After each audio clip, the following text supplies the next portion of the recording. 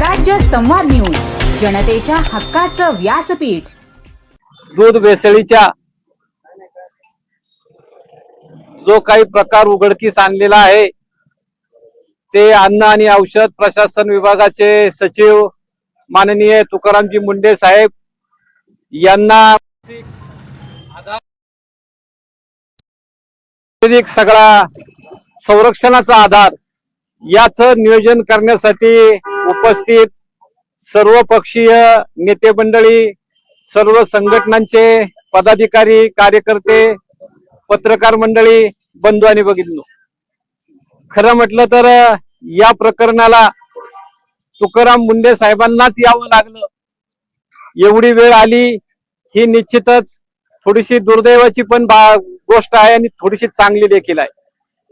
कारण काही वर्षापूर्वी निवडणुकीच्या काळात श्रीरामपूर तालुक्यामध्ये असंच एका राजकीय व्यक्तीने पत्रकार परिषद घेऊन नगर जिल्ह्यातील भेसळीचं दूध आंबेगाव तालुक्यातील डेऱ्यांना येत आहे आणि ते दूध भेसळयुक्त दूध ग्राहकांना वितरित केलं जात आहे, अशा स्वरूपाच्या बातम्या आल्या होत्या। परंतु सदर कार्यकर्त्याला राजकारणानं आणि व्यवस्थापनानं दडपून टाकलं आणि त्या बातम्या सगळ्या गुप्त झाल्या। आणि आज तुकाराम मुंडेंसारखा कणखर प्रशासन या ठिकाणी आलं आणि या गोष्टीला पुन्हा वाच्यता फुटलेली आहे। ही वाच्यता फुटत असताना अनेक सम्राट या ठिकाणी नष्ट होणार आहेत, यामध्ये तीळमात्र शंका नाही। परंतु हे सगळं करत असताना त्यांना तुकाराम मुंडे साहेबांना फार मोठ्या शक्तींशी लढावं लागणार आहे। अनेक काही बारकावे जे तुम्हा सर्व मंडळींना माहिती आहे ते त्यांच्यापर्यंत पोहोचलेले नाहीत, ते देखील आपल्याला त्यांना पोहोचवायचे आहेत। त्याच्यातलं एक थोडस उदाहरण मी या ठिकाणी तुम्हाला सांगतो। पत्रकार मंडळी, तुमच्या माध्यमातून ते मुंडे साहेबांपर्यंत पोहोचलं तर फार बरं होईल। काल पकडलेल्या 26 जणांमध्ये जे दूध गोळा करत होते ती मंडळी आहेत। वास्तविक हे दूध करोडो रुपयाच्या संस्था स्थापन केलेल्या संस्थांना हे दूध जात होतं।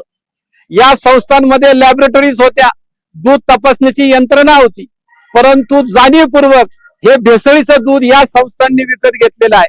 ते अतिशय कवडीमोल भावाने विकत घेतलेलं आहे। नवे तर ते भेसळ करणारी मंडळी सगळी यांचीच होती, त्यामुळे ते पाण्याच्या भावात विकत घेऊन त्यांनी ग्राहकांना विष पाजण्याचं काम केलेलं आहे।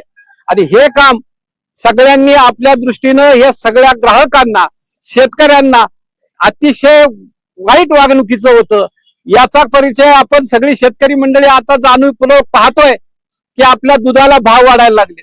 पाण्याचं दूध, भेसळीचं दूध या मंडळींनी जेवढं आणलंय त्याच्यापेक्षाही कमी मार्केटमध्ये शेतकऱ्यांचं दूध होतं आणि त्याचा मार शेतकऱ्यांच्या दुधाला बसत होता, शेतकऱ्यांच्या किमतीला बसत होता। आणि त्यामुळं एकीकडे ग्राहक मारला जात होता, दुसरीकडे शेतकरी मारला जात होता आणि या सगळ्यांच्या टाळूवरचं लोणी हे दूध सम्राट खातायत। वास्तविक आता तुम्ही फक्त शेंडे धरलेले आहेत, याच्या मुळाशी तुम्ही गेलं पाहिजे। खऱ्या अर्थानं या मुळाशी जाऊन या धनदांडग्या व्यावसायिकांना याचा धडा त्यांना कायदेशीर अडचणीत आणून कायदेशीररित्या पकडून या गोष्टी केल्या पाहिजेत। याचं खरोखर नियोजन करण्यासाठी आम्ही मंडळी या ठिकाणी जमलेलो आहोत। काल सगळ्यांनी जमायचं ठरलं। मी देखील माझ्या भारतीय जनता पार्टीच्या वतीनं या ठिकाणी उपस्थित राहिलेला आहे। आमचा मानसिक सपोर्ट या आंदोलनाला देखील राहणार।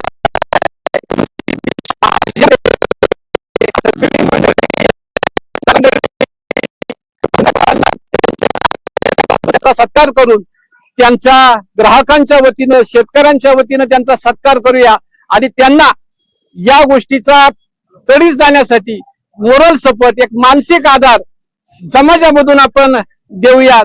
दुसरा टप्पा त्याच्यानंतर आपण सगळी मंडळी ठरवूयात, धरणे आंदोलन असतील किंवा इतरही कोर्टाच्या माध्यमातून या सगळ्या संस्थांवरती कारवाई असेल, या सगळ्या प्रक्रिया आपण सर्व मंडळी एकीनं इथून पुढे करूयात असं या ठिकाणी मी तुम्हाला सूचित करतो, विनंती करतो। आपण सर्व मंडळी एवढ्याशा कमी वेळात या चांगल्या तीव्र अशा घटनेचं गांभीर्य असलेल्या प्रश्नाला सगळे उपस्थित राहिलात, त्याबद्दल सगळ्यांचं मी मनपूर्वक आभार व्यक्त करतो। या ठिकाणी थांबतो। धन्यवाद।